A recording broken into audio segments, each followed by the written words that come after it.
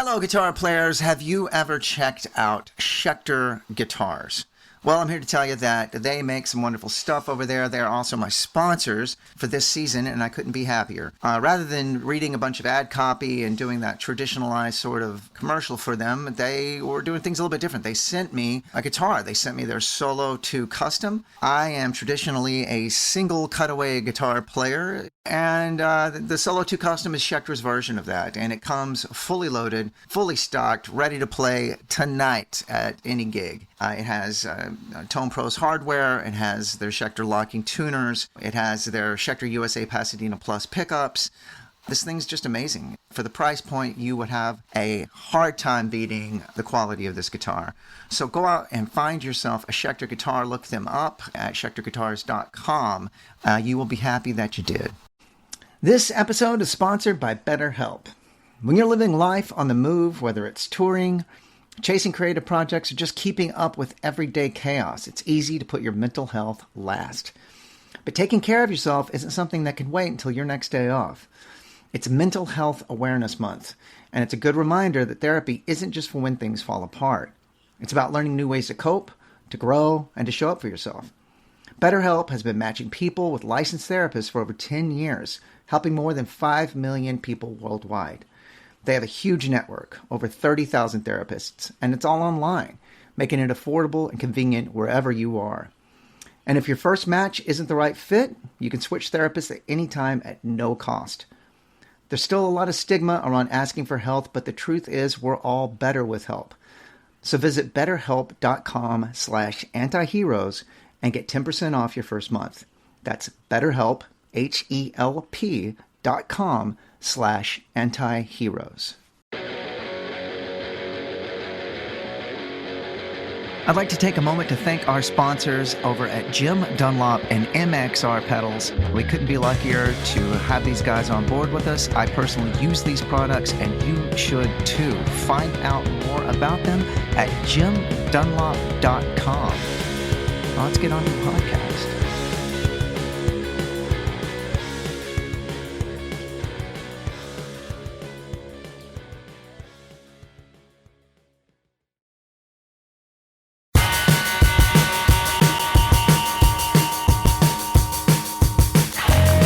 Welcome to the Anti-Heroes Podcast with your host, Zach Blair. I am Zach Blair. I hope you're doing well. Here at the Anti-Heroes, what we like to do is I like to interview guitar players that I don't feel like personally are getting enough credit and that they are doing enough to be lauded. And who really isn't doing enough to be lauded, folks. But I personally like to shine spotlight on the people that I like and that I think are doing something. And they're doing it for the right reasons. They're doing it for the love and the sake of music in general.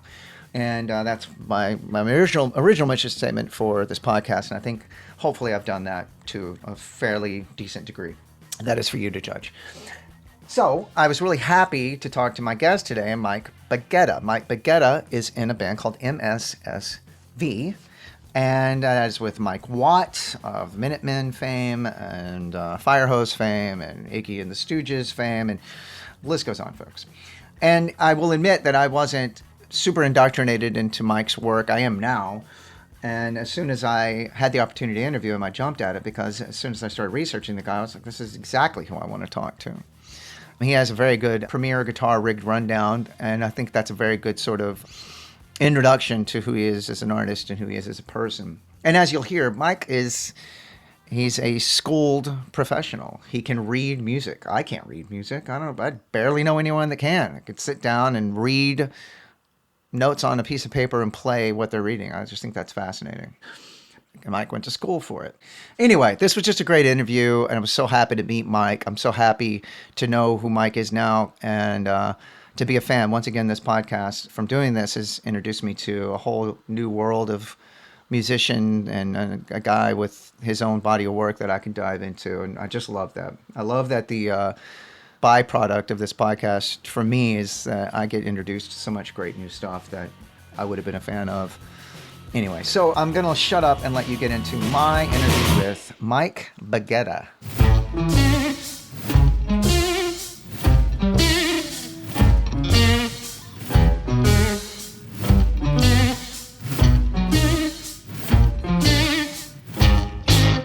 Hey, Mike.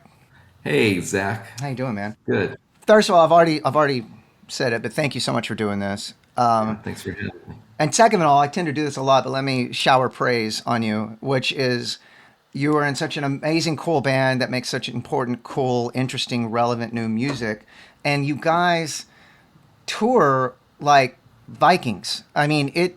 If you look at an MSSV tour schedule, it's every night, and you're out for 6 weeks, 2 months, and you're playing every night. And I just, that is, in my opinion, showing all of us up and doing it the real way and taking the music to every venue and every person one at a time. Was that the mission statement of the band in the first place?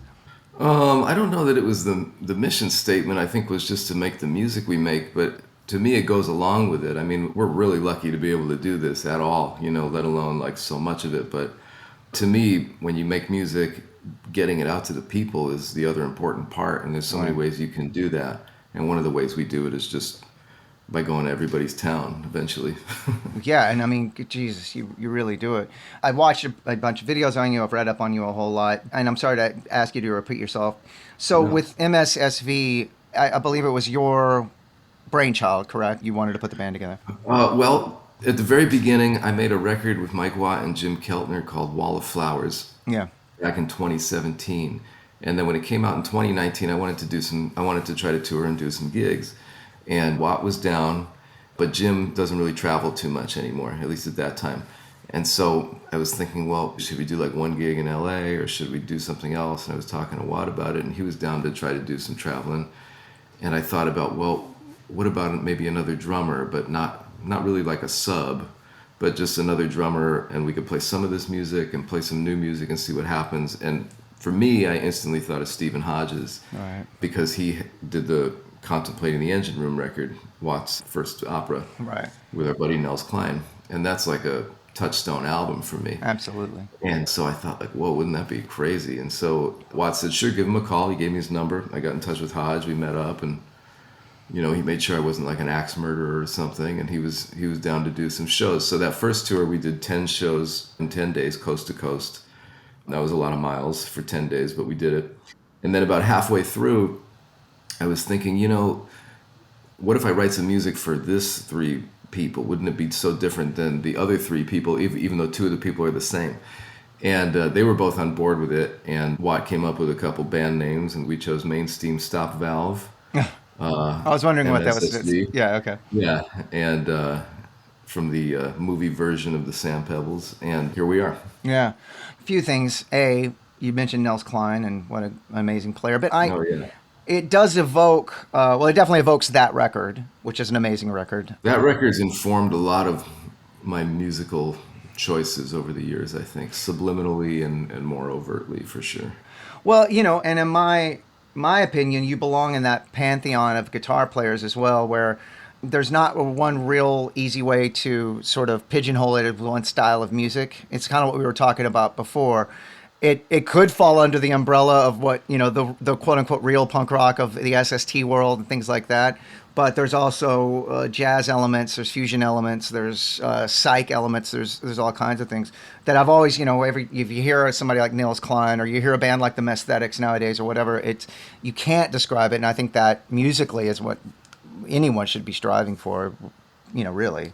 Yeah, I've always found musicians in general, the good ones, in my opinion, they have a wide-ranging interest in music. I mean, we love music. We don't love a lifestyle or an image, right? I didn't get into it for image. I got into it because of the sound, and Absolutely. sounds don't really see genre necessarily, so that whole kind of grift is such, we know it's such a marketing thing and stuff like that, but yeah, I never wanted to be kind of closed-eared about it. I just always wanted to sort of take everything in, and then if I'm doing my job to process it in an honest way, it's going to come out as some mix-up of everything, I think. Yeah, absolutely. Well, so going back a little bit, what was your background? Like, who were your original guys that made you want to start playing guitar? Well, my dad plays guitar, Okay. and so I would just sort of see him playing guitar around the house, and he had like a cover band that would do weddings and stuff up in Western Massachusetts, where I'm from, and it was just kind of fascinating to me. Like, he would come home late at night, and I'd be, little Mike, I'm asleep in bed, and so I'd wake up the next morning, and the amp and the guitar case would be in the kitchen, and I'd be going out to get my cereal, and I'd see them, and they would smell like cigarette smoke because it's the 80s. Yeah. I was just kind of fascinated with like, what does this do? And I'd like beg him to play something for me. And so that's really the biggest first thing for me. He showed me my first chords and all this kind of stuff. He plays sort of Chet Atkins style Oh, wow. guitar, which is still beyond me to make my thumb do something totally different from my fingers, Me too, man. Me too. I don't know. It's so, when you see somebody that it's proficient at that, it's bananas. It's incredible. I can fake it poorly, but I mean, to really think about the right hand as like this orchestra is really like fascinating. I love watching it and hearing it. But then after that, he had some records in the house, and I would find them. And the first one that really knocked me out was a Jeff Beck album called Wired. Oh, it's an amazing record. Amazing. Amazing record. And, so much of the stuff I do now with the whammy bar that's influenced by the next guy I'll mention, I can go back to Wired and hear like, oh, there's actually a bunch of that stuff on that album too. But on Wired, he plays this Charles Mingus tune, Goodbye Pork Pie Hat. Yeah. And I remember on the back of the record, the great thing about the backs of records and liner notes, okay, here's this song. It's not written by Jeff Beck. Who's this Charles Mingus guy? Right. And so I'd go to the record store and I'd find Charles Mingus, and then I found Coltrane, and then I found Miles Davis. And so I had this whole section of my life that was all pretty jazz heavy. And then one year in high school, my sister, she's great and she's really creative in a lot of ways. And actually she just started taking drum lessons, which is cool. Yeah. But she went to a record store, and I don't know how she got this record. I think she went to the counter guy and was like, give me the weirdest guitar record you got. And he was like, here you go. But for Christmas, she gave me the CD, and I opened it up, and it's this guy, David Torn. Oh, yeah. And the album's called What Means Solid Traveler. And the cover art's like all trippy, digital, weird image. And his picture on the inside, he's got like this arm tattoo and the funny looking Klein guitar. And I'm like, this is so crazy. What is this? And I wore that record out, and all of the sort of sampling and live and studio manipulation that's happening with the guitars on that record ended up being like a real, another kind of touchstone thing for me. So yeah, so early on, that was pretty much what was going on. Awesome. It's so funny. I was gonna mention David Torn. I didn't know if that was gonna be too much of an outside reference, but I didn't figure it would be. But I did. No, and he's become a really good friend, and that's amazing. He may cringe at the term, but I consider him kind of a mentor. Oh, sure. And I got to play on his ECM record. Wow. I'm spacing on the name of it right now, but the last ECM, the Son of Goldfinger, the last ECM record he made. Wow. He had a long piece on there. The core band is with Ches Smith and Tim Byrne and Craig Taborn, but then he added a string quartet, the Scorchio string quartet. And then on either side of the quartet, he had me and this other guitar player friend of mine, great guitarist Ryan Ferreira. Oh, wow. And we were sort of playing off of the string quartet score. Holy shit. Along with them. It was one of the most interesting sessions I've ever been a part of, for sure. I would imagine so. So that brings me to a question. So obviously you can read. I can read. I spent a lot of time working on that, mostly because there's so many jokes about guitar players that can't read. Yeah. And one of the most inspiring things to me is when someone says something like that, and I can go, oh yeah, I'll show you. Yeah, fuck you. Yeah, I love that. I can't do it. I can't read, so. It makes me go to work harder when somebody thinks that. So, so I spent a lot of time doing that. I went to college for music. I went to Rutgers in New Jersey, and I studied with an amazing guitar player named Ted Dunbar. Okay. Who was in one of the last Tony Williams Lifetime bands. Jesus Christ. Well, that explains a lot. And that was going to be another one of my questions was, I find that the untrained guitar players and stuff are usually the ones that find a unique voice quicker because they don't have any sort of guide rules or, any sort of training wheels. But there's something about you where it's very, very that, but also as a player myself, going, oh, this guy really knows this shit. And so I was going to say, where did you go to school without even, just assuming you went to school. Interesting. But I think that's also such an interesting thing that you did go to school. You do know all the rules. You do know how to sit down and read and play what you're reading, which is fucking, in my opinion, near impossible. But you also are able to take the training wheels off as a guy that really knows the training wheels and knows the, like bowling with the curbs up. You can take those down and really express yourself in a different way as well. So I think that is a huge feat in and of itself. Well, one of the funny things about that is I mean, I really learned a lot doing all that, and I'm glad I did it. And I had some amazing teachers on the way. Another great guitar teacher, Vic Juris, who's also passed away. But the funny thing about that kind of is, when I first got into music, it was so like, I mean, it's always been exciting, but it was so like new and exciting. Yeah. And then when I went to school, it was still new and exciting, and I learned all these things. And somewhere along the way, it wasn't that it stopped being exciting, but it was like I learned all this stuff, and then I could apply it to just guitar playing and composition and things. And it became kind of hard to find things that I couldn't. This sounds weird to say. I don't like the way this is going to come out, but it took me a long time to find other ways to find music that I couldn't understand. Sure. Which was exciting. Sure. I could understand all this stuff now. I understood the 5 chord to the 1 chord, and I understood 12-tone music, and I understood blah blah blah whatever, right? Like I could make sense out of all these things. So it took me a while to again find things where I would hear it and I would go, "Whoa, what is that? Mm-hmm. What is that? How do I get some of that?" I feel like I had to spend some time unlearning all of the things that I learned in a way that I could find something that was new again. Sure.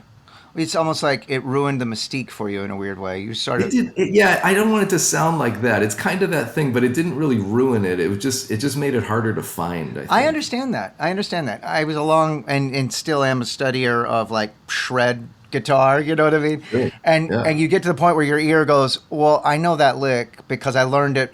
I know all of those licks that he just put together to make it sound like this impossible thing, but I know what he did, and it's kind of like, oh shit. You know what I mean? Yeah. I wanted to. Yeah. Yeah.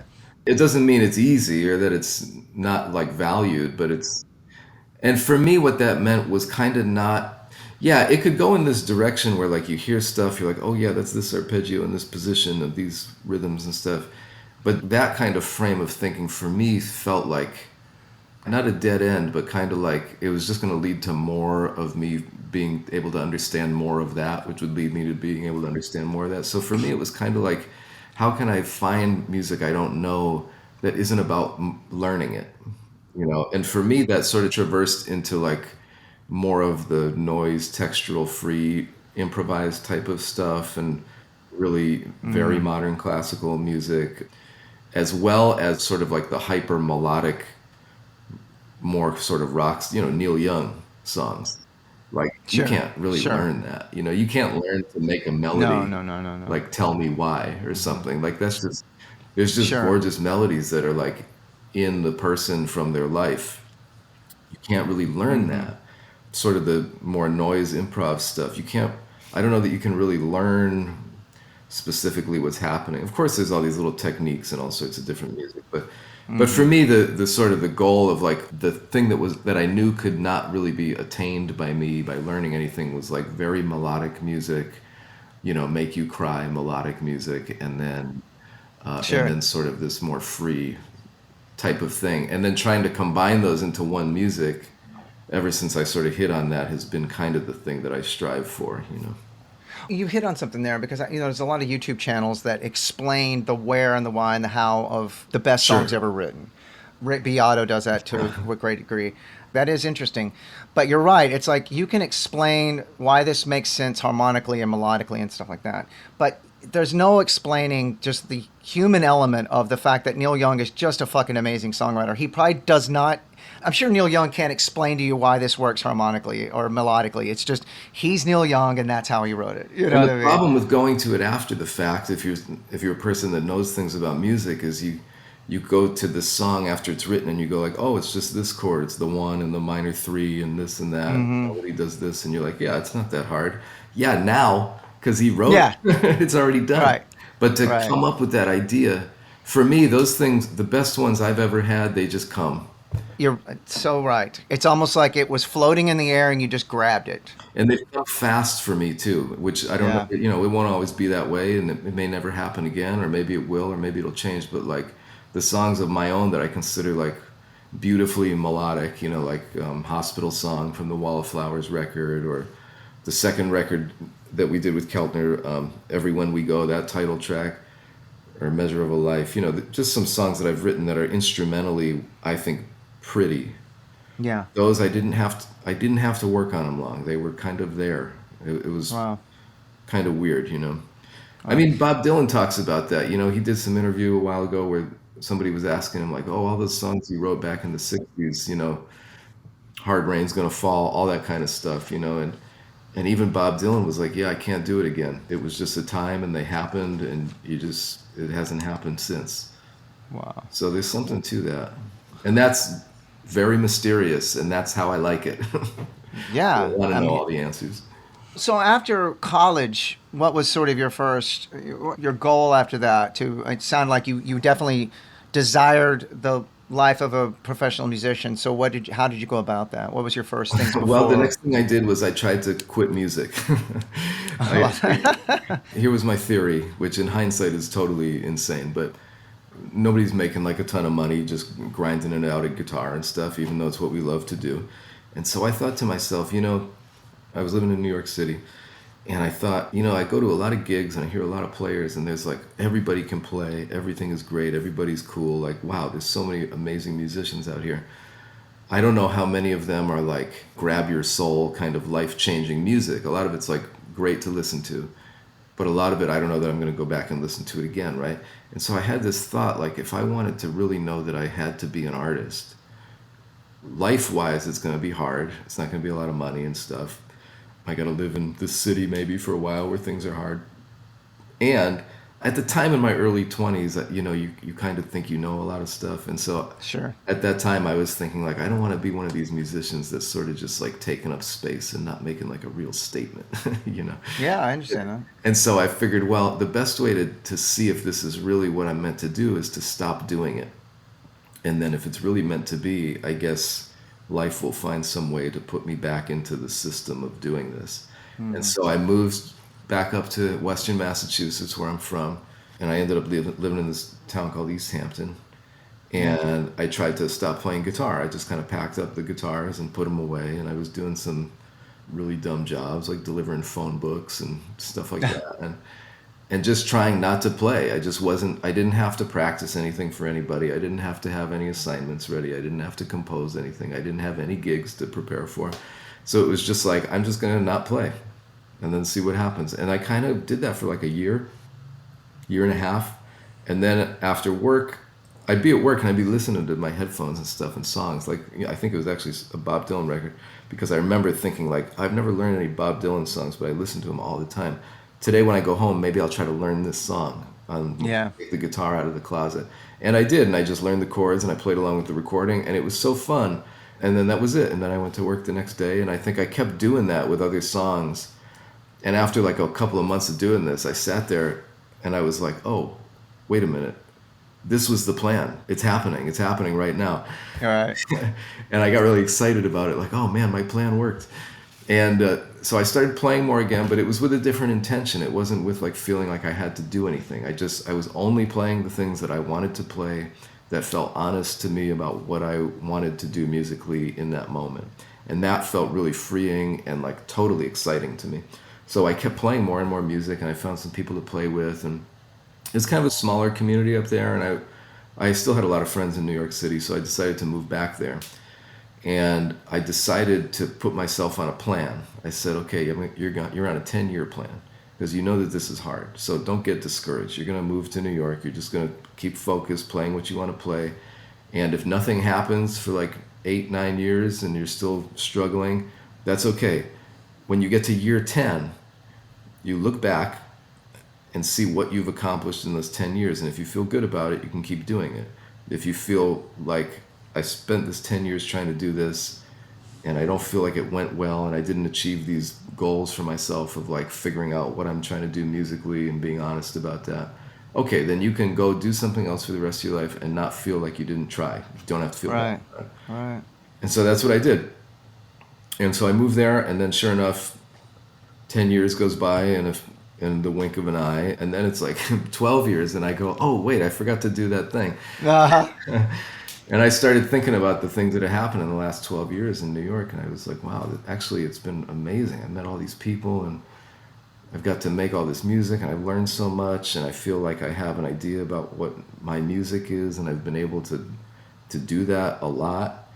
And so that was kind of what happened. Yeah, that was the part right after that. Maybe that was Wow. longer than you asked about, but No. That's great. That's great. I love people that actually talk to me instead of the ones that give me like a monosyllabic answer, like, yes. "Well, I just, No. I left college and I went to New York and I started playing guitar." I think you're just We like, are. "Fuck," and you look down and you've been talking for like 3 minutes and it's felt like half an hour. Welcome to the Um, shortest episode of yeah, Anti-Heroes. no shit. Like, oh, okay, well then that was my guest, Mike Baggetta, I and think I think it's funny though that like it's an interesting question. Like, so what happened next? And I go, well, I tried to stop playing. yeah, no, it's that is It's really fascinating, and bizarre to think back about it. Like, why would I think this is a good idea? This is like a right. totally insane idea, but it's what I did, and I'm happy I did it that way. I had no expectations on myself that way. If I moved and I was like, oh, I've got to do this. Here's my checklist. I got to meet this person and get this record deal, and like that's not at all what I wanted it to be about. Like music, I love the mystery of music, and I love playing music. No, that's extremely inspiring because, I think personally, I always knew I wanted to be a musician, and I just wanted to. I knew that a day playing music, even if I was broke, was going to be better than a day working some shitty job that I just never. You know what I mean? Right. And working for some fucking asshole, and just hating my life and hating my. I just knew that was no way to exist, and I just wanted to throw myself at it no matter what. And if that meant, well, I was a guy in my 40s that was still had a low quality of life or whatever. If I was playing music, I just knew that was I mean, still going to that's be all important. relative. I mean, mentally and internally, what's your quality of life? I think that's the thing that Exactly. people don't put a lot of like say into in Western society at least. Like yeah, if you can be like at peace and happy and you live in a little room. I mean, okay, maybe that's cool. You're not gonna go out and Hmm. shoot up some building or something if you feel good about yourself. I don't know. Absolutely. And if you're just doing what you've set out to do in life, which is play music, which is what we all did, then that's a good day. I think so. Um, so, a few takeaways. You did talk about your tremolo work back a little bit ago, and I watched your premiere guitar rig rundown, and you brushed on that, and we'll bring up your guitar of choice that has something to do with that. But it reminds me, listening to your stuff, a little. There's some Adrian Belew things going where you write Oh, parts with the tremolo, love you it. transpose and you pull, up to certain specific notes, and you play. And Jeff Beck as well. So was that a concerted effort? That for me is a total David Torn thing. Gotcha, He gotcha. should. I asked him about that. He was the first person I heard doing it. I got to know him. He showed me all these things very generously to practice, and I kind of got the bug for working on that. Like I have notebooks filled with all the different transpositions of pull ups Wow. and push downs for different intervals because it's just really. Actually, I've started doing it a lot with a Bigsby now on certain guitars. It will work. Basically, it's just a 2-point Strat trem. It's not a Floyd Rose or anything. Sure. And if you have enough room in the body, you can pull up far enough where you can get chords to transpose. But of course, they don't, as I'm sure most of this audience knows, they don't transpose like all at the same time because the strings have Right. different tensions and stuff. So when you pull up, the high E string might move a half step, but that same amount, the B string is going to move up a whole step, and the G string is going to move up a minor third. Right. All just with that same movement. So if you're holding down like the first fret on those top three strings, you're playing like a F minor Yeah. chord kind of vibe. And Yeah. if you pull up enough, you're going to end up getting like a B minor chord, Right. right? Frets 2, 3, and 4 is what it's going to be when you pull up, even though you're fretting 1, 1, 1. Right. But Right. that Right. was like, just like as a technical guitar thing, I was like, what? you know? Yeah. It brings up so many I mean, it would seem like different tremolos. That's blowing my mind because then you start thinking different tremolos, a Kaler, a Floyd Rose, a Bigsby. They're all different animals, and I imagine all of them do it to different degrees. Kind of. But if it's just sort of like, if you're in standard tuning with a regular-ish guitar scale, like anything from 24 to 25 and a half, Sure. and you're using strings, 9s or 10s or 11s or whatever, and you have a tremolo that works in unison, like not like a trans trem, a Steinberger trans trem, that they made it, he made it so that it does everything does go at the same rate. And that's Right. even more trippy when you try that after you've kind of learned the regular trems. Yeah. So there is little variation. Yeah, there's little variations. The B string might move a little less or a little more on some of them, but for the most part, it does stay pretty consistent. Wow, and it would seem like if that is such a signature of your playing, of somebody like Adrian Belew or Jeff Becker, you got to know how to play that tremolo. That's a really fascinating thing because you're right. Trans trim is its own animal altogether. If you're using it for like, let's say, your backup guitar has a Floyd and your other one has, whatever. You can't play certain things the same way. Wow. Yeah. Yeah, that's true. That's true. Yeah, if you have to borrow something, forget it. It's like, Yeah. hold Yeah. on, let me unscrew all this and sit here for half an hour to set it up. There is that thing, but once you get them set up well and the nut is well cut and everything, yeah, I don't really have tuning issues. I don't have tuning issues really at all. Even with Wow. the Bigsby stuff that I have here right now that I've been working with, it's kind of there's a lot of myths about what it's capable of and what it's not capable of for sure. Sure. Well, then that's a good segue into what you are playing right now. So I've never heard of those guitars you have. It's a Cole. Is that what it is? Koll. Koll, Saul Cole. He lives in Portland, Oregon, and Okay. he's like an incredible guitar builder and an amazing, nice guy. He plays in bands, so he knows about All what's right. going on. I met him through David Torn. He made a guitar or two for Torn, and I met him when Cole was out in New York City, maybe just for vacation or something, and I was doing a concert in Queens, and Torn was playing, and I was there. It was part of this thing that my friend and I, Amanda Monaco, had set up to bring concerts into like where we lived, like way out in Queens. Like we thought it was like the rural suburbs. Yeah. Yeah. Yeah.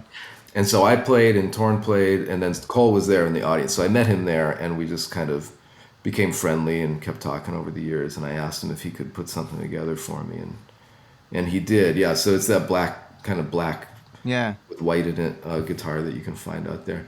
At this point of the interview, I would go grab it, but since we're going on tour in about 6 weeks, I sent it out to him in Portland because the nut's getting a little janky and he's tweaking the pickups and stuff for some Gotcha. things. So unfortunately, it's not here right now. It's on a UPS truck somewhere on I-10 that's closed down for the blizzard, probably. Yeah. Just No shit. So did he? I also sent a guitar out to the tour pack as well. exactly. Did he make the tremolo that's on there, or is it an aftermarket? It's Like a hip shot. it's a hip shot. My Okay. favorite company for the 2 points is Hip Shot. They make a tremolo called the Hip Shot Contour. Gotcha. And one of the reasons I like it so much, well, there's three reasons I like it so much. One is the arm. It's a push-in arm, but it's got a little screw where you can like lock it. I don't really like it to flop down away from me. I always have it in my hand when I'm playing. It's always kind of like I'm playing here, and the bar is sort of like running through In your here. pink. Yeah. Uh-huh. So it's not real stiff, but I don't like it to fall away.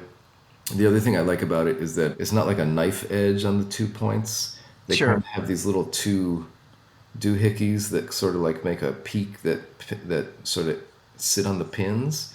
Gotcha. The benefit of that I found is that when you use it a lot, the knife edges, they kind of wear out All right. after a couple years, and you get these divots from where it's been wanking on the pin. And so what ends up happening, if your bridge, the intonation is set here, after 2 years it goes like that, very like minusculely, but enough where you go like, why can't I get this thing intonated and it's a little angle? It's Right. really weird. So you got to replace the bridge, and so the hip shots, you don't. I've found that I haven't had to replace the plate at all in a number of years, Wow. which I had to do on other ones. And then the other Yeah. reason I like it is the block is really heavy, but it's angled a little bit. So when you push down, you get a Oh. little more push down before it hits the wood, but you don't lose any of the weight or the mass of the block. So So it's essentially a Strat style replacement yes, 100. tremolo. Yeah, you could drop it in a Strat. Exactly. Wow, that's really interesting. Yeah, it's a cool looking guitar. What were you using before you met Cole and you had these made for you? I had a Strat. I put like two kind of gold foil-ish sort of humbuckers in there that Lindy Okay. Frelin makes. But it was just a Strat because I wanted that tremolo action. Yeah, And I don't really love Strat pickups per se, so I gotcha. just wanted Sure.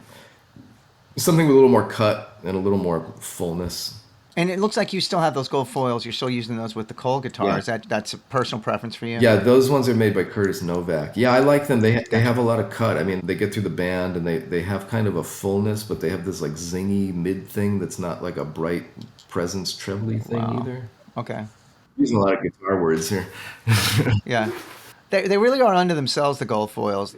They kind of have, there's just a thing to all, they're not a single coil, they're not a P90, they're not a humbucker. There's their own sort of It's property. got its own, and what I really like about them is that when you're playing with other guitar players, you don't have to try too hard to carve out your own little like sonic area. Sure. Somebody's got a telly or a Strat or a humbucker or whatever, and then you've got these pickups. You're kind of in this own. You're not getting in anybody else's way, I think. Yeah. And you're likely the only guy showing up at that gig with a gold foil.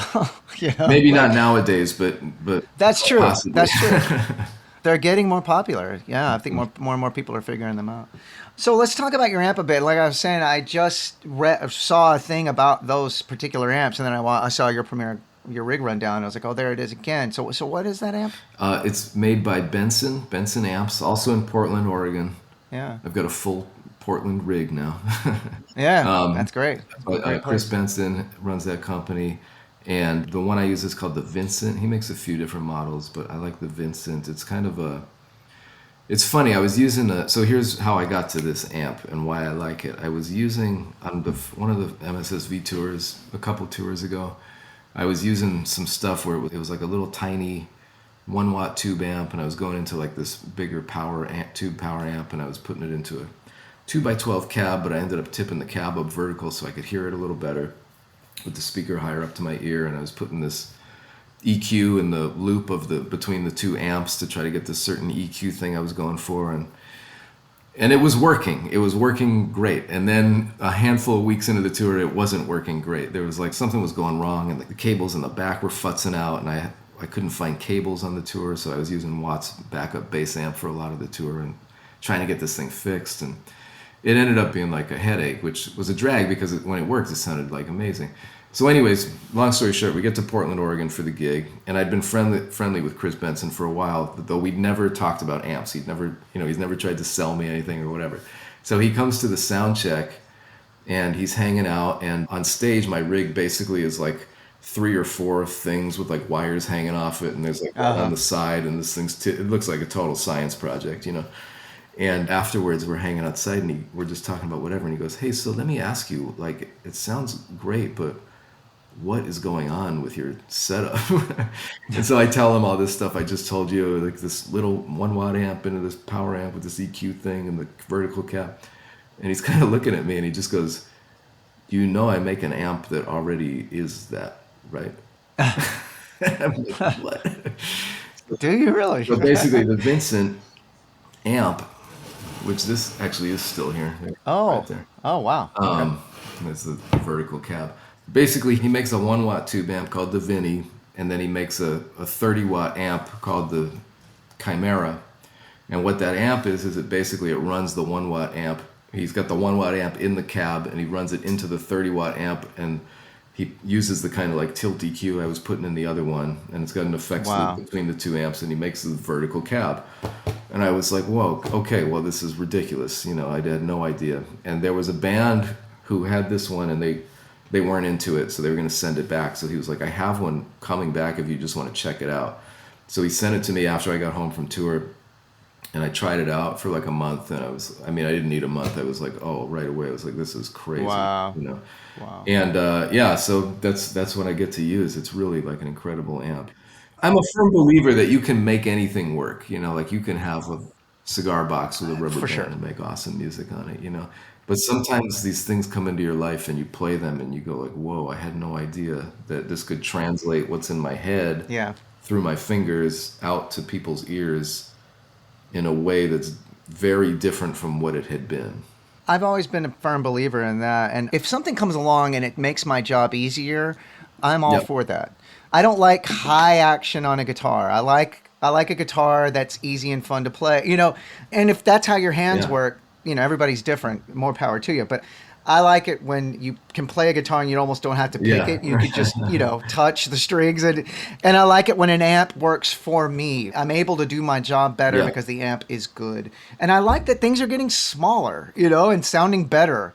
Like you're saying, a 1 watt amplifier. That's totally counterintuitive to the guys that had the walls of Marshalls. But God damn it, it sounds great, This is kind of small. It's a 2x12 and it's a head.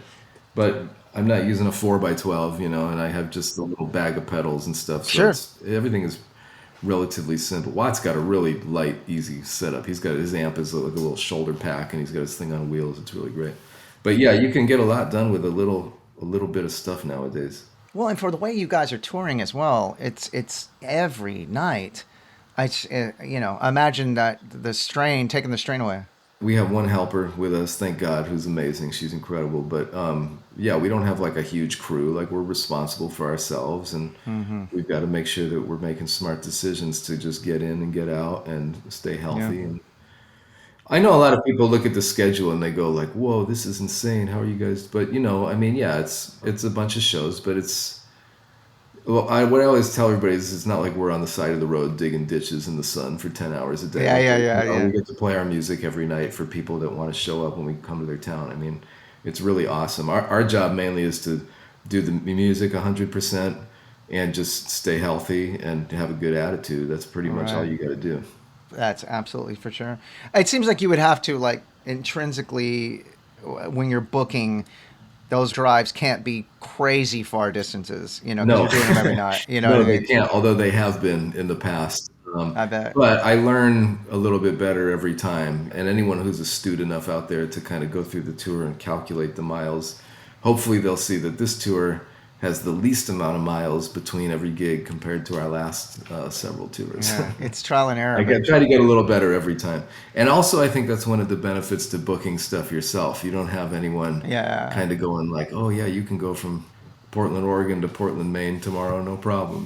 Like there's no one to blame but me if I do it. And I'm the one that I feel it. Watt feels it because he's driving. I feel it because I'm sitting there. Hodge feels it because he's got to sit in the back. It's like, I don't want to do that to them Yeah, no shit. or myself. Well, and those agents that tell you that back then, they're like, all right, motherfucker, you get in the van and drive that distance and Yeah, then come you back do it, yeah. and then let's talk booking. Yeah. You go do Here, this the shit. guy who booked it is in the van, so it's Yeah, okay. there you go. There you go. I want to back up a little bit, and I'm not going to keep you too much longer, but you made a record with Jim Keltner. For those uninitiated, that Jim Keltner was... We made two. Oh, I'm sorry, too. Jim Keltner was like the 70s version of what would now be like a Josh Freese, which is a guy that played on every record you heard. Him and I think Jim Gordon. So what was that like? What a legend. I mean, Jim Keltner, holy shit. Yeah. I mean, it was great. He was so chill and so like pro and just so in the music that we were doing. And I don't know how different it was for him. We did these records, Wall of Flowers, and then Everyone We Go with me and Watt. We did them all at my friend's Chris Schlarp's studio in Long Beach called Big Ego, who runs the record label with the same name. And, the first one, none of us had met. I hadn't met Mike. Mike hadn't met Jim. I hadn't met Jim. Nobody had met each other. And we had one day in the studio. So, we all go in there and we meet for the first time. And, like, right away, it was very chill. And, we got along great. And the most striking thing about Jim was, like, I had kind of these, like, little weirdo plans of, like, okay, let's improvise for 3 hours.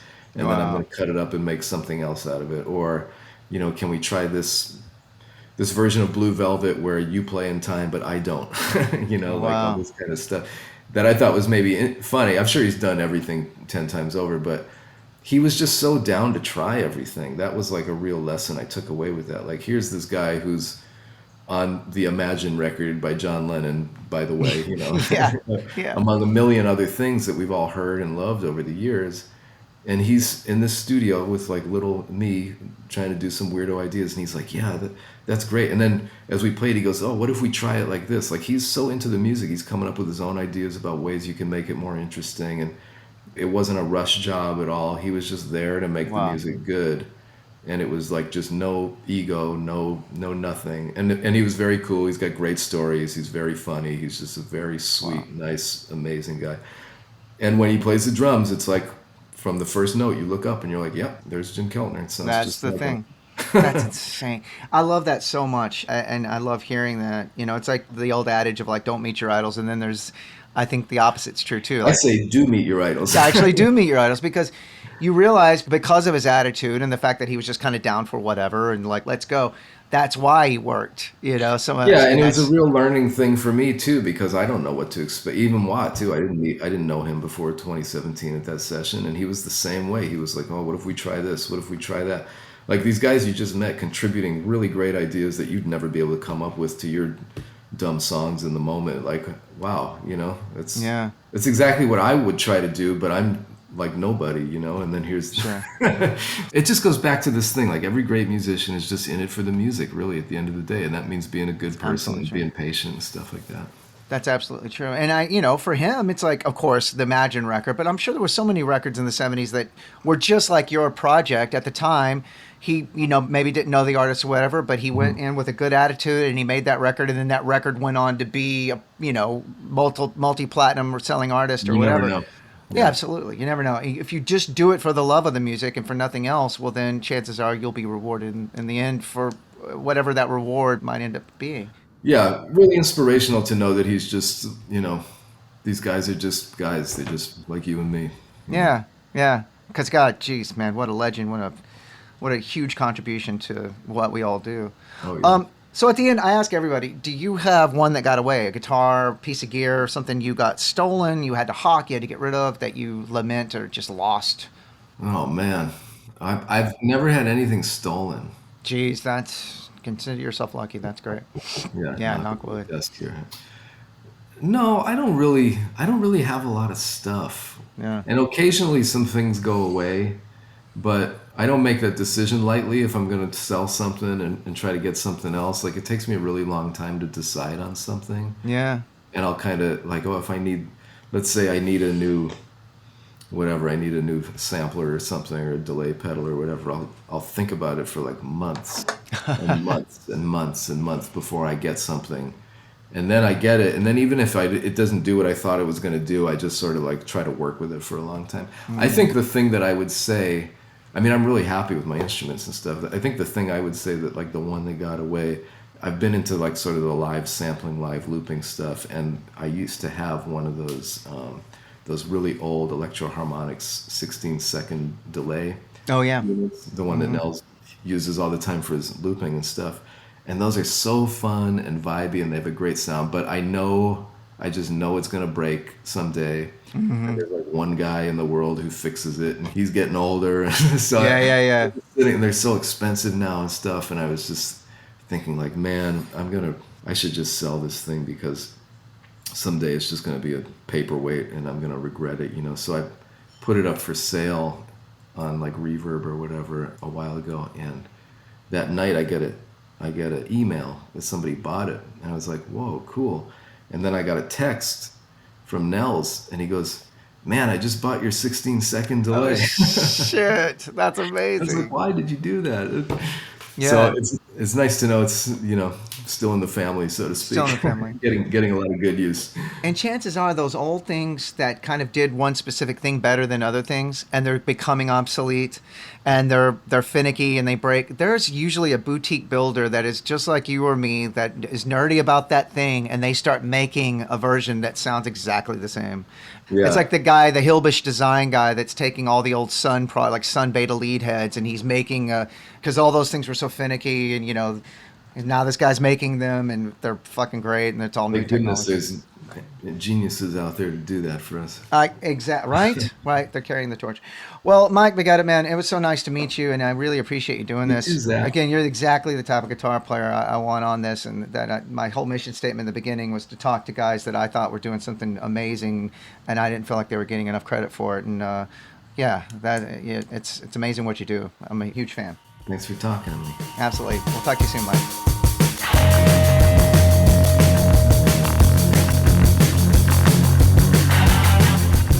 And there we go, folks. That was Mike Baggetta.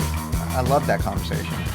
And I love that guys exist like Mike Baggetta still. I feel like, the internet is a great place, but it also is really great at rolling off the edges of what we all do out here, the music business. It sort of streamlines it. Sometimes, not always. But guys like Mike Baggetta getting in a van with Mike Watt, and they're still going out. They're playing instrumental music every night on tour to small venues and small clubs, and doing it one person at a time. And they're playing this musically daring, innovative, music boundary pushing from their heart. So so I was really blown away by him. I am blown away by him, and what an amazing monster guitar player, and just exactly the type of guy I wanted to talk to on this podcast. I'm going to leave you with a wonderful example of Mike's playing. So, as we talked about, Mike has a band called Mssv with Stephen Hodges and Mike Watt. You can look up either one of those guys if you don't know who they are. They have huge careers, with Mike Watt of Minutemen, Firehose, Stooges. This song is called Baby Ghost from the 1900s. And this is going to be off the Human Reaction record, which would be the second Mssv album. And it uses to great effect what we were talking about, Mike's tremolo use, which I compared to somebody like Adrian Belew. And he was saying, it's very much David Torn, but also Jeff Beck. All these guys sort of played with a tremolo and didn't just use it for an effect. They used it to write their phrasing, to write their riff, to write their melody. This song definitely utilizes that to great effect. And also, it's just a great example of Mike's playing, where there'll just be these runs that are mind-blowing, impossible, and then just whole sort of soundscapes of his own creative vision. So get into Mike Baggetta. Thank you for listening. I'm going to thank the folks at Jim Dunlop and MXR Pedals. Find out what they're doing at jimdunlop.com. I'm also going to thank the wonderful folks at DistroKid for helping the independent musician get their songs and their music on the streaming platforms. Thanks, DistroKid.